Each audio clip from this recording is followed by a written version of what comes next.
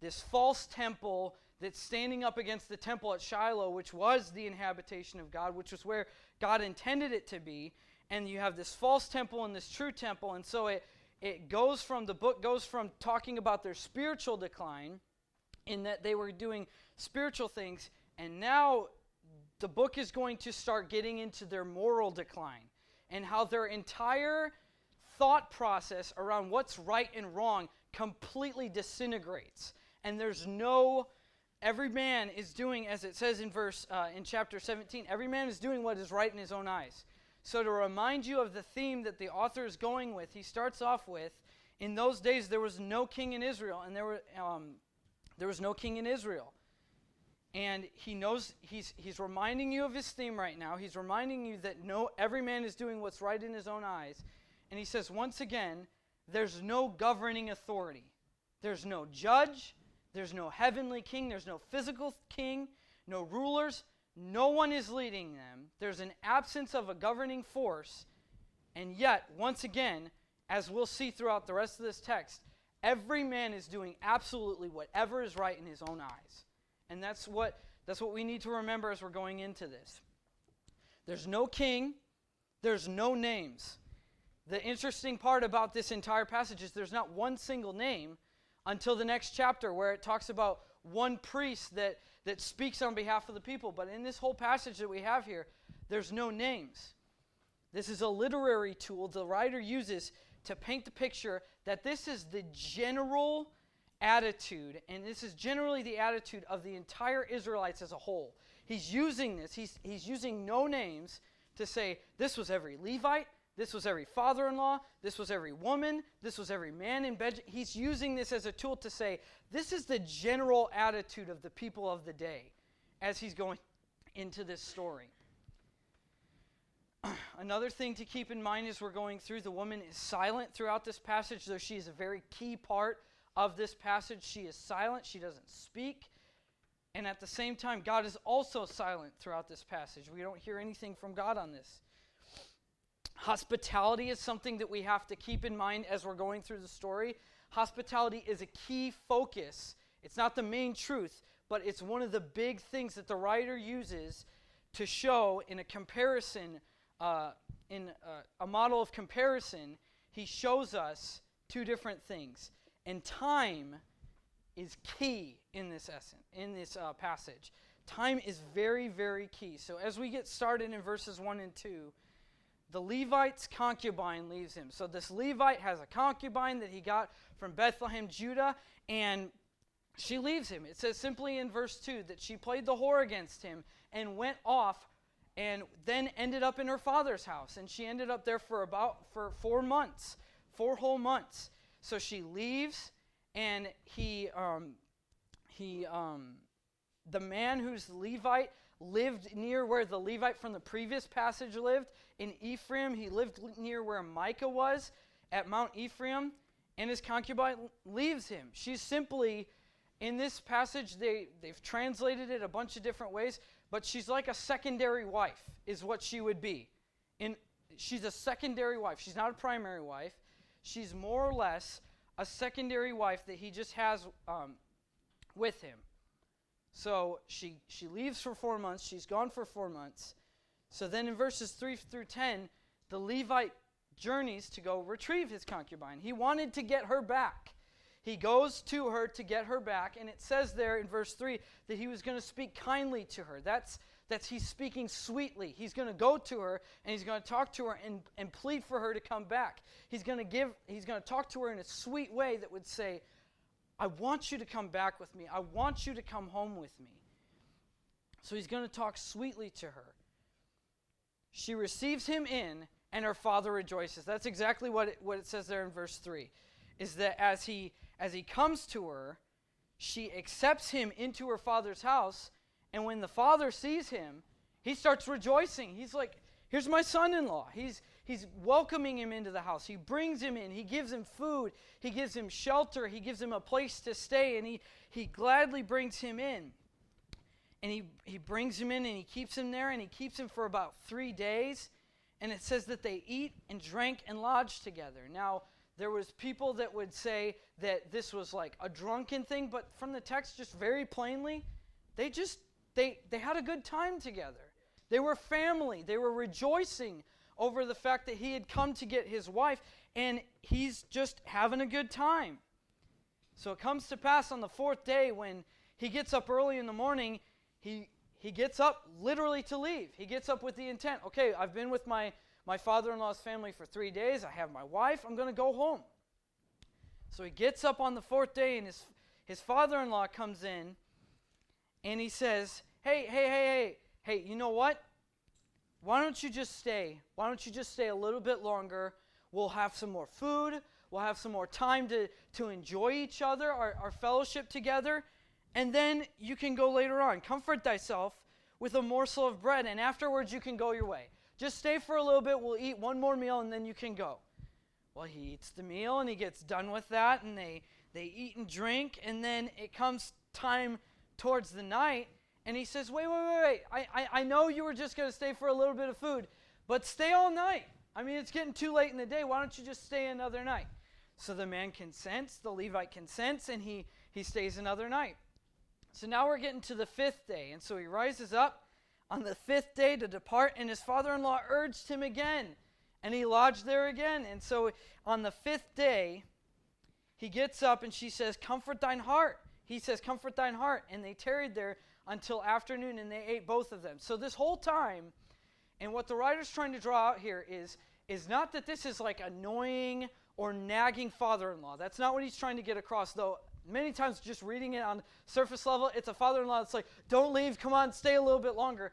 He's trying to show the overwhelming hospitality of the man's father-in-law and how he's just giving him more and more food, and he's keeping them there, and he's trying to fellowship with them more. It's an overwhelming hospitality. It's very, very hospitable in what he's doing. So he stays until it's starting to get later in the day, and finally he decides, you know what, even though he's asking me to stay one more time, finally he decides, you know what, it's time to go. So as the father again pleads one more time, but the Levite still decides, you know what, it's time to go. And as he journeys, this is where time starts to play a factor, because you see, if you read through the verses, it shows time after time after time, morning, afternoon, and then stay all night. Morning, afternoon, stay all night. He gets him to stay for the morning. He gets him to stay till afternoon, and he says, you know what? It's finally time for me to go. So now as they start their journey, they're beginning their journey back to Mount Ephraim, and he's journeying, and they get a little ways away, which they speculate would be about a 2 hours journey away from where they started. And his servant says to him, he says, hey, look, we have Jabus here, which is the site of Jerusalem. It's not yet Jerusalem. It's Jabus. It's a place that was for the Jebusites. So it was not an Israelite people. It was the Jebusites. And he says, you know what? We've come to this place of the Jebusites. Why don't we just lodge here for the rest of the night? That's what the servant says. And the master says to him, he says, you know what? He says, we will not turn aside hither into the city of a stranger that is not of the children of Israel. We will pass over to Gibeah. And this is a turning point for the rest of the story, because what he's literally saying is I don't trust the people of this place enough, so I want to continue on to where I know I can trust people that will be Israelites. I don't trust the people of Jabez, but I will trust us if we continue to get to Gibeah, where there are Benjamites, where there are people that are of the children of Israel. I don't trust these people enough. Let's continue on to a place that we know we can trust. So they continue to journey, and they're moving on, and they're journeying. And they get there, and in verse 13, he says, let us draw near to one of these places, shall lodge all night, either in Gibeah or in Ramah. And then 14, they went their way, and the sun went down upon them when they were by Gibeah, which belongeth to Benjamin. Gibeah was a Benjamite territory. There's no doubt about it. It was all inhabited by Benjamites. So as they get into the city, they walk into the city, and what is normal is in those days, what would be a normal greeting for anyone journeying would be what the father-in-law did to him when he first came, is that someone would come out, and this is important, is it was culturally acceptable and frowned upon if you didn't do it. It was culturally acceptable that whenever someone journeyed in, you take them in, you feed them, you give them a place to stay. But as they come into Gibeah, they're not welcomed at all. So they came in to lodge at Gibeah, and when they went in, they sat down in the street of the city, for there was no man to take them in to lodging. There was no man that took them in to have anywhere to stay. They had nowhere to sleep that night. And so it's insinuated in the next couple verses, but basically the man says to his servant and to his concubine and to the company that's with him, we have enough provisions. We're just going to sleep here in the street. We're going to keep our stuff. We're going to sleep here in the street, insinuating that he thinks this is a perfectly safe place to stay the night. So he has this, he gets his whole company there. They're sitting in the street. And it says in verse 16 that an old man comes from his work out of the field, which was also of Mount Ephraim. So this is important. He's also an outsider. This isn't a Benjamite. This is also an outsider. And he sees these people, and he instantly looks at them and says, like, it's implied, he's like, well, why hasn't anybody greeted them yet? Why hasn't anybody talked to them yet? So he goes up to him and he says, where have you come from? Where are you going? Where have you come from? What is your purpose for being here? Where are you journeying to? And the man simply says, we just came from Bethlehem, Judah, and I'm on my way back home. I'm on my way back home to Mount Ephraim, and no one took me in. No one took me in to stay the night. So he says, we're passing from Bethlehem, Judah, towards Mount Ephraim. That's where I'm from, and I went to Bethlehem, Judah. But now I'm going to the house of the Lord, and there's no man that received me to house. There's no one that received me into their house to give me a place to stay. And in verse 19, he simply says to the man, I have food, I have straw, I have food for me, for my people, for my animal. I'm okay to just stay here. I have stuff to get by. I'm okay.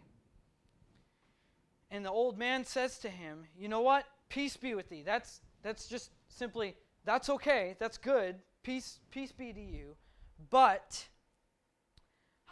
howsoever, let all thy wants lie upon me. He's saying, let me supply your needs, and only lodge not in the street.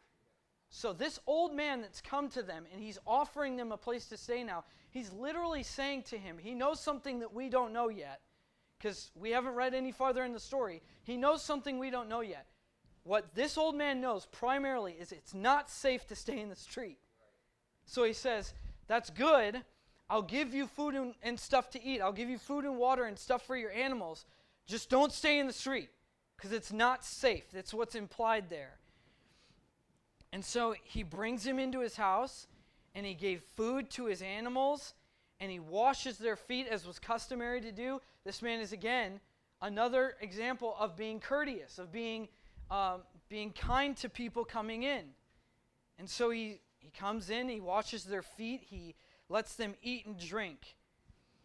And so this is an instance where you have a person coming into Gibeah, which is supposed to be, out of all people in the land, the Israelites should be the foremost in hospitality, because they're God's people. They should know better. And yet no man takes him in.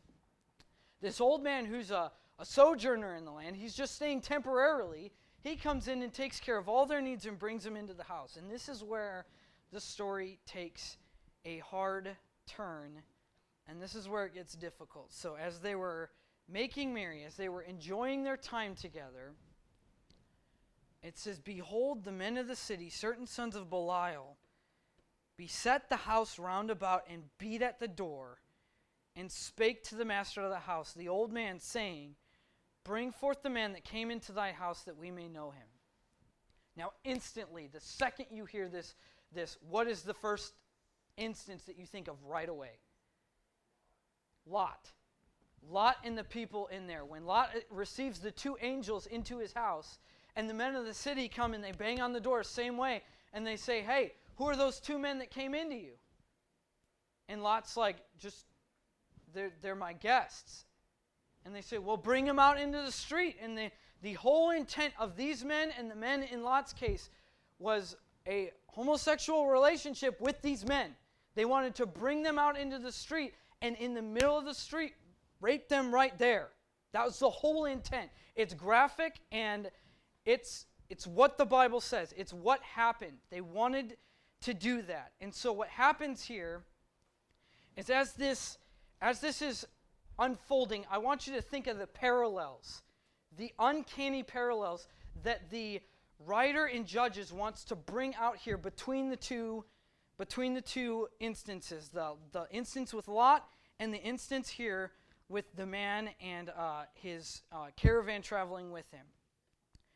So it says here, they say, bring forth the man that came into the house that we may know him. They want him to come out.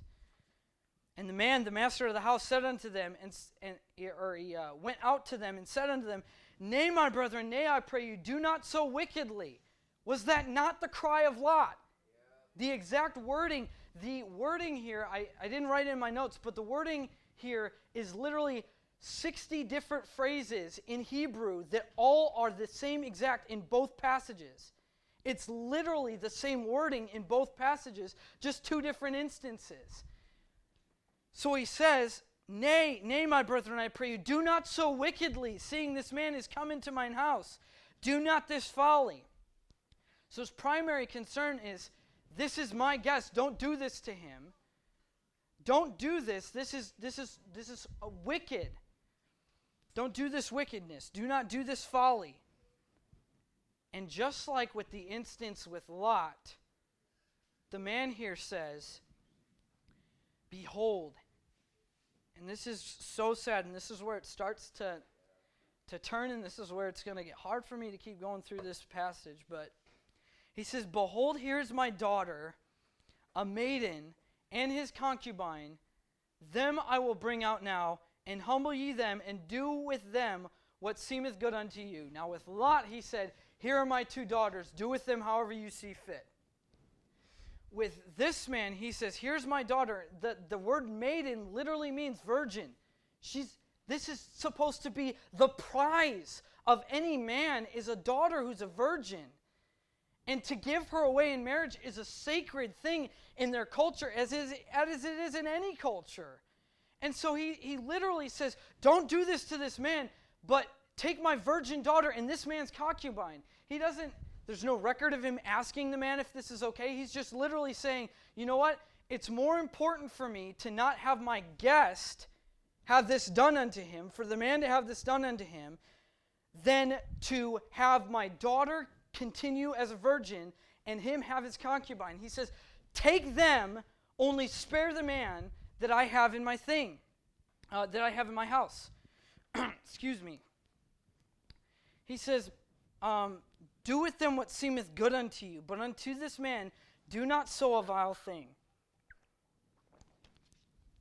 He tells them, he literally offers for them to do whatever they want to his poor daughter and this man's wife. Regardless or not if she's a secondary wife, that's this man's wife. And so primarily, before we ever even get into anything, the insinuations of what these men of Benjamin want to do is rape, homosexual rape at that, and on top of that, adulterous actions if they take the man's concubine. This is automatically just turning out to be a horrible situation. So in verse 25, it takes an even harder turn. But the men would not hearken unto him. So the idea there is that they said, no, that's not what we want. What we want is the Levite. We aren't concerned about anything else. We want the Levite. They would not hearken to him. So the man, this would be the Levite, took his concubine and brought her forth unto them. He literally threw her out and shut the door. The heaviness that there is here. This wasn't just this signifies that the Levite thought nothing more to her than to be a piece of property. Though he wanted to go to her and speak to her sweetly before, this is him literally just throwing her to the wolves. This is horrible. It says, and he brought her forth unto him, and they knew her and abused her all the night until the morning. Literally, this poor woman is subject to brutality, sexual brutality, all night. Until the morning, until the dawn. And when the day began to spring, they let her go. They simply use and abuse her all night and then just let her go. And even as bad as this is, it continues to get even worse. In verse 26, then came the woman in the dawning of the day and fell down at the door of the man's house where her Lord was till it was light. And her Lord rose up in the morning and opened the doors of the house and went out to go his way. And behold, the woman, his concubine, was fallen down at the door of the house, and her hands were upon the threshold. You know what the picture they're painting here is? Is that she crawled until she was at the threshold, and she was reaching her hand out, grasping the threshold. This poor woman was brutalized all night. And when he wakes up in the morning, the attitude that the writer gives here is that he rose up, ready to leave for the day. He opens the door, he's ready to leave, and he looks down, and there's his concubine. And you know what this man has the gall of saying? Up and let us be going. That's literally, get up, let's go. As much as if you break it down, literally the meaning is a harsh meaning of saying, get up and let's go. And the next words are haunting, to say the least. But none answered. The literal meaning of that is that she was silent. She couldn't speak. And the text doesn't say deliberately whether she was dead here or not yet, or whether she was just so bruised and beaten that she couldn't speak. But what happens next is that he picks her up. He takes her up, puts her on his donkey, and he rises up, and he goes home. And in verse 29, it continues to get worse. And when he was come into his house, he took a knife and laid hold on his concubine and divided her together with her bones into 12 pieces and sent her into all the coasts of Israel. This is where you just got to be like, what is going on? And to be honest, I've been scared since day one to preach this passage. Because you got to think, what is going on here? Now, there's two major beliefs of what has happened here. One, either she was already dead when he got home, and he is simply carving his very wife like you would carve a dead animal and sending her off to the 12 tribes, or she was still alive, and out of rage over what has happened and out of whatever has happened, he cuts her into these 12 pieces. He kills her and cuts her into 12 pieces and then sends her off. Either way you cut it, this is wicked and horrible, and I can't even imagine what is going on. So he cuts her into 12 pieces, and he sends her out into the coast of all of Israel. So he sends her out to the 12 pieces for the 12 tribes. And when upon receiving this, in verse 30, the last verse we read earlier, and it was so that all that saw it said, there was no such deed done, nor seen from the day that the children of Israel came up out of the land of Egypt unto this day. Consider of it, take advice, and speak your minds. The idea there is, think about what has just happened, and speak your minds to say what you think we should do about this. So to summarize,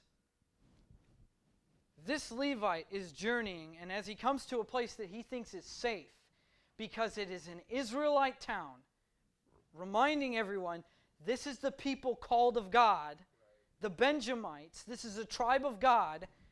The Benjamites now look no better than the Sodomites. And this man's response is to send his wife in pieces to the children of Israel. And the children of Israel say, there has never been in all the days of Israel, since we've come out of the land of Egypt, there's never been anything as wicked and as horrible as this. Consider it, think about it, and take advice. Now, going into the next couple chapters, we'll see the after effects and what happens after this. But for us, the only thing that we can get out of this is that this is what happens when there's no governing law, no governing biblical law over a people.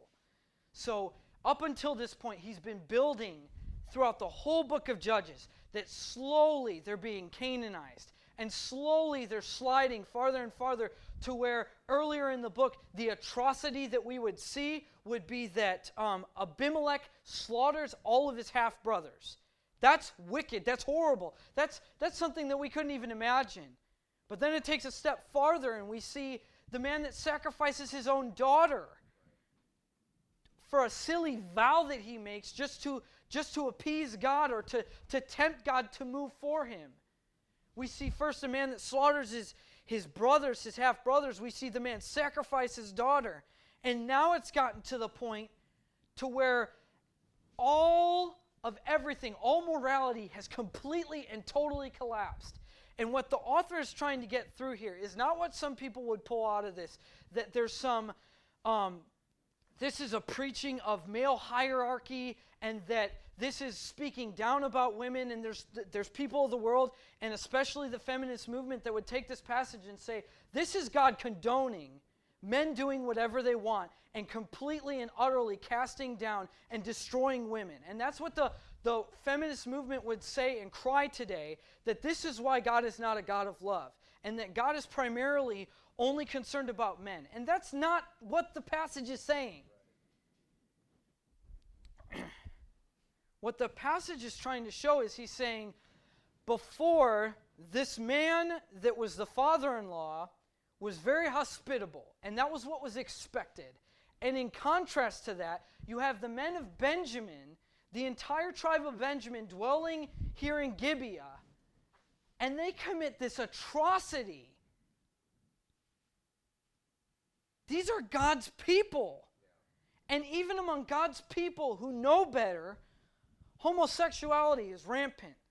There's no concern for the fellow man. Literally, in the tribe of Benjamin, you see the full moral depravity of what happens when man does what is right in his own eyes. This is the total, full collapse of what happens. This is the destruction, and this is the end game of sin. This is what happens when sin has its course in a people. These people, like us, who are called to be separate to God, have now dwindled to such a horrible state that first they're willing to rape a man in the streets, and then, when that is not appeased, their lust is so consuming that they use and abuse a woman all night and then cast her aside like she's nothing. And then in contrast to that, you have the Levite who's supposed to be called, set apart to be a priest unto God, and in his anger, he cuts his wife into pieces and sends her off to the nation of Israel. What is going on? This is horrible. This is wicked. But this isn't just Canaanites. This is God's people. This is the author showing that the Canaanization of God's people is totally and wholly complete. And the rot of Canaanite wicked thinking has gotten to such an extent that it has corrupted God's people to the core, to where an entire tribe has done this wickedness.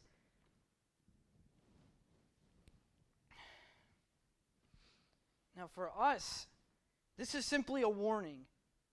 And I know much of the book of Judges has been warnings against this, but this is not a warning that just says, don't do sin, don't do this, or this will happen. This is for us. This is saying, when you remove God out of your life, when you remove God's authoritating, governing authority in your life, when you remove this out of your life, it slowly spirals to where now, this isn't just God's people looking like the world, because the world will even say, you know what, we have good morals. I do right. I do what's right. This is the author saying to us today, if you take God's governing authority out of your life, you can spiral to a point to where you're not just wrong in Christians' eyes, you're even wrong in the world's eyes, in the sense that this is horrible to anyone that looks at it. Not just from a Christian viewpoint. This is something that someone would say, well, these men should be put to death. A normal person not thinking biblically would say, this is wicked and those men should be put to death. And so the author's saying, this is a warning to say, when you take God's word out of your life, when you pull yourself away and you begin to be more and more like the world, you can get to a point to where even the world thinks you're wicked. And originally, you were called to be God's chosen people.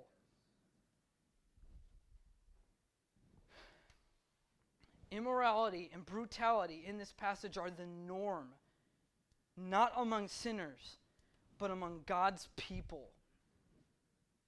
And so the warning to us, it's just very simple, is that if we continually live our lives, and I'm even guilty of this, if we live our lives outside of what God has for us in His Word, and we begin to do things of our own accord and what's right in our own eyes, we can disintegrate into we can go down this downward spiral that ends in this position here. And before we try and guard ourselves and say, you know what, I would never do that. This is God's people. These are people, this is a Levite who was called to be a priest to God.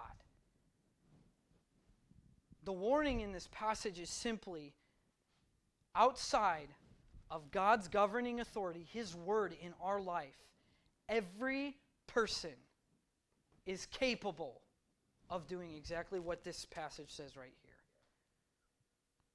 And when sin grasps us in our life, it slowly leads down to utter destruction, as we see right here in this passage. So tonight, with heads bowed and eyes closed, the warning is simple, is that if we have something that is pulling us down that way, please, I am seriously and honestly begging you. I had the hardest time getting through the study of this passage this week because it is so wicked and so vile. And yet, in our own lives, we need to search our hearts and say, Lord, in what areas am I being led away by sin to where I could possibly end up in this position here? And what do I need to get out of my life so I don't end up in this place, this far away from you? Because whereas before they thought they were doing right and worshiping God, now it's to where they don't even look like good citizens.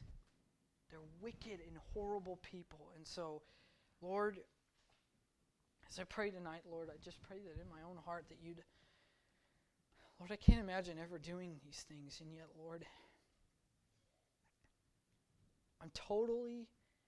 everyone is totally capable of this outside of your word, Lord. And I just pray that you'd help me to keep in your word and keep on guard, Lord, because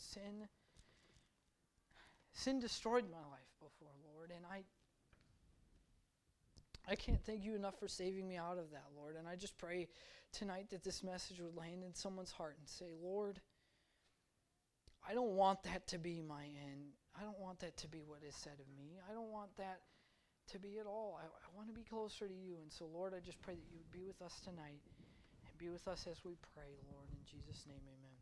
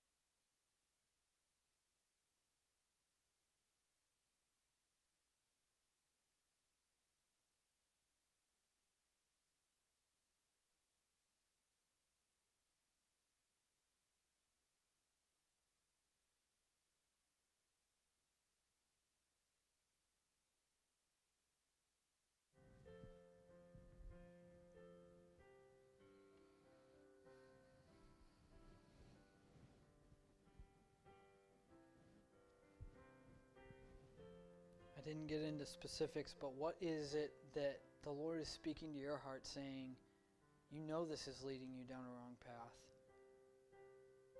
And you know this isn't going to end well, and yet you're still doing it. You're still holding on to that. I need you to let that go. Maybe this week the Lord is just speaking to you to say, you know what, I want to be more on guard. I need to be in my Bible more. I need to be praying every day to be on guard so that I don't slip to this point.